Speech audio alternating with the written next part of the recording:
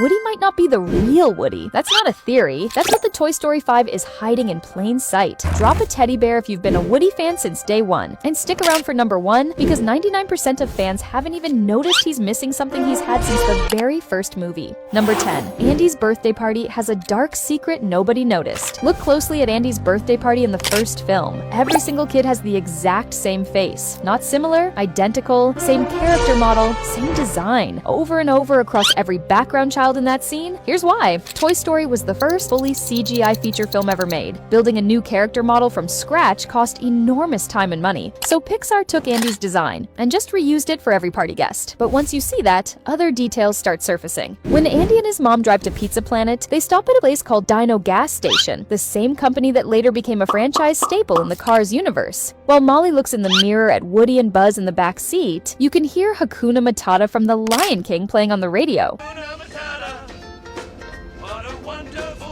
The rocket launcher countdown at Pizza Planet matches the exact moment Woody lights Buzz's rocket fuse at the film's climax. And while Woody sits on the bed talking to Slinky, there's a drawing of Woody on the wall directly behind them. Andy drew his favorite toy on his own wall, and the camera quietly shows you without ever pointing it out. 10 details, all hiding inside the movie that started everything. Number 9. Woody was almost a villain, and his original design was terrifying. The Woody everyone knows, loyal, kind, selfless, was never the original plan, and the version they almost made would have destroyed the franchise before it began. The original Woody was a ventriloquist dummy, not a cowboy, a dummy with a cruel, mean-spirited personality and a habit of treating every other toy badly. There's early animation that still exists showing him deliberately tricking and humiliating Buzz Lightyear, not as a character flaw to overcome, but as his actual personality. The writers eventually scrapped the entire version, rebuilt him from scratch, gave him the warm, protective cowboy energy that made him iconic. But here's what makes it unsettling. The ventriloquist dummy design wasn't just visually different, it was genuinely disturbing. The kind of character you wouldn't want your kid attached to. The Woody you grew up loving only exists because someone looked at the original version and said, "This doesn't work, start over." Everything about him, the loyalty, the sacrifice, the pull string catchphrases, came from a complete rebuild of a character who was originally designed to be unlikable. Number 8. 3 hidden details in Toy Story.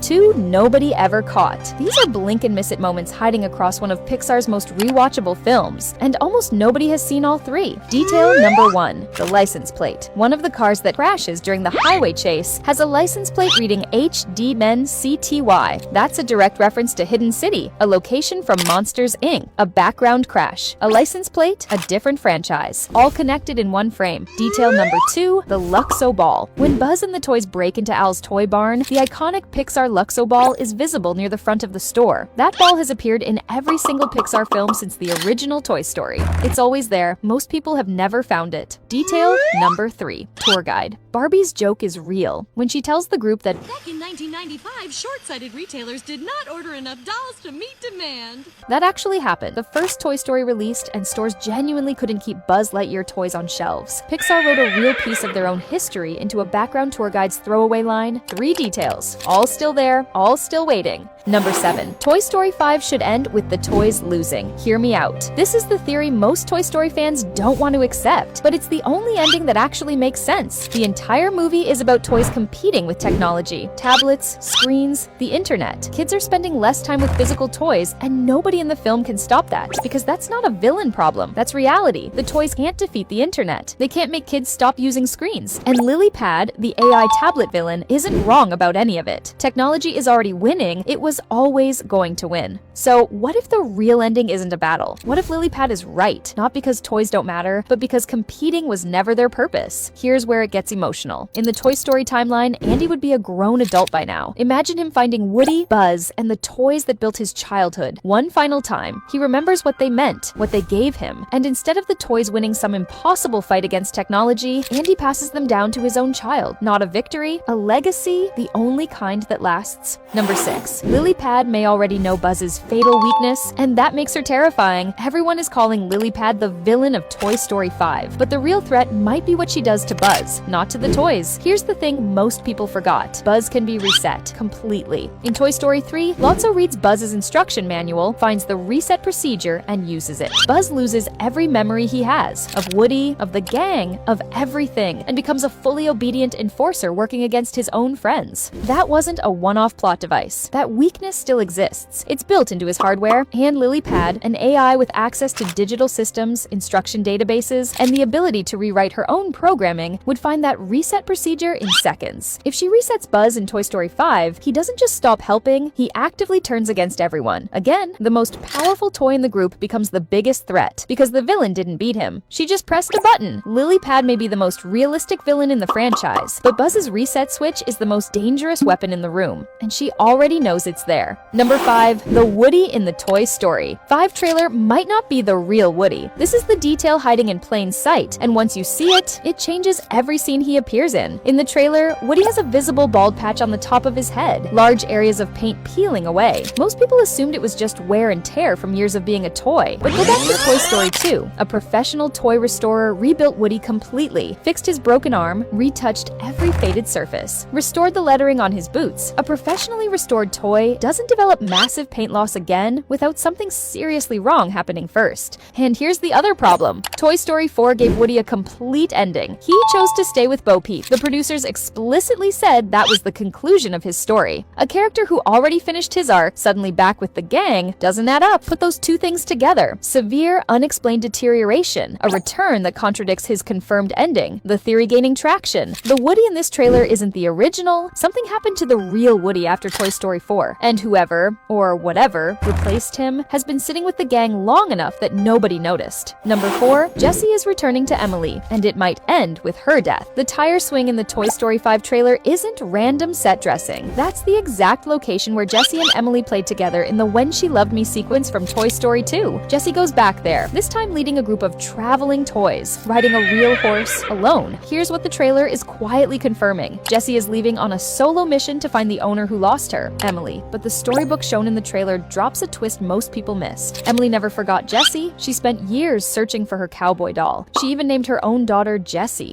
And then, the detail that makes everything hit differently. Taylor Swift personally wrote a new theme song for this film, adapted from When She Loved Me. Pixar doesn't commission that level of artist for a minor character moment. They commission it for a farewell. Jessie finding Emily, after everything, would be the emotional completion of the most heartbreaking backstory in the entire franchise. But reunions in Pixar don't always end the way you want them to. The song exists for a reason, and Pixar has never been afraid to use music to say goodbye. Number 3, Woody was almost cut from Toy Story 5 completely. Toy Story 4 gave Woody a perfect ending. He chose Bo Peep. He walked away from the life he'd built. The producers said it was finished. So when Pixar started writing Toy Story 5, the director tried removing him entirely. His rule was straightforward. If the story still works without a character, they were never essential. So he wrote a full version of the film with Jessie as the sole lead and Woody nowhere in it. The movie didn't work. Something was missing that couldn't be replaced by anyone else on the roster. They brought him back. Not because it was easy, because the story demanded it. Even after a completed arc, even after a confirmed ending, even after the character had already said goodbye. But here's what makes it wild. Pixar apparently has enough developed ideas for 2 more Toy Story films beyond this one, if it performs. And the logic they're using to justify it is built into the premise itself. Toys don't age. They get passed down, forgotten, donated, and discovered by completely different kids across generations. The story doesn't have to end. It just needs a new child to find them. Number 2, LilyPad has already been dismantling the toys, and it started before the movie did. Most people think LilyPad becomes the threat during Toy Story 5, but the trailer suggests she already won before the film even begins. Look at Bonnie's room in the teaser. The old wooden bed is gone, replaced with a French-style frame. The room that was always slightly messy is now unusually clean and organized. The toys that lived there are being systematically removed, and LilyPad is the only thing that changed. The evidence trail is already there. LilyPad listed Jessie on a secondhand auction site for literally $0. Not a low price. Free. Jessie, a verified collectible that was nearly sold to a museum, offered up for permanent disposal at no cost. Then it gets worse. LilyPad used its built-in recording system to secretly capture Jessie's voice as leverage. When Woody and Buzz tried to intervene, she rewrote her own programming mid-confrontation, triggered alarms that forced the toys under the bed, sent fake messages to Bonnie's father, convincing him to relocate relocate the toys to the garage. By the time the toys realize what's happening, they're already in the garage. No leverage, no access,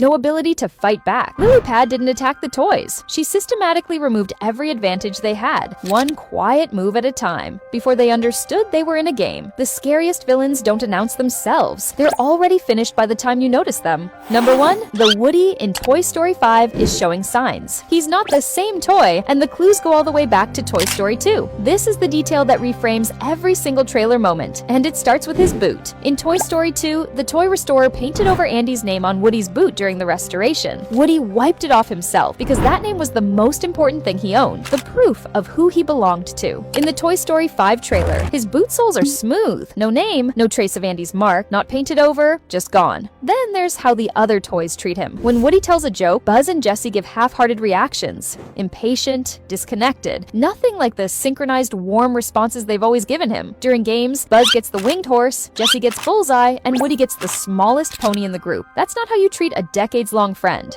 And then the physical details. The bald patches, the peeling paint, the beer belly visible when he removes his hat. On a toy that was professionally restored and should be in near perfect condition. Every single clue points the same direction. The empty holster that the original Woody never had. The missing name on the boot. The way his oldest friends look at him like something is slightly off, but nobody can say what. The real Woody chose Bo Peep. He walked away. He completed his story. Whatever came back isn't him. And the toys haven't figured it out yet. And that's it? Which one hit you hardest? Woody potentially being an imposter, or Toy Story 5 ending with the toys losing? Drop it in the comments. If you want the next part, smash that like button and make sure you're subscribed, because we're going even deeper next time.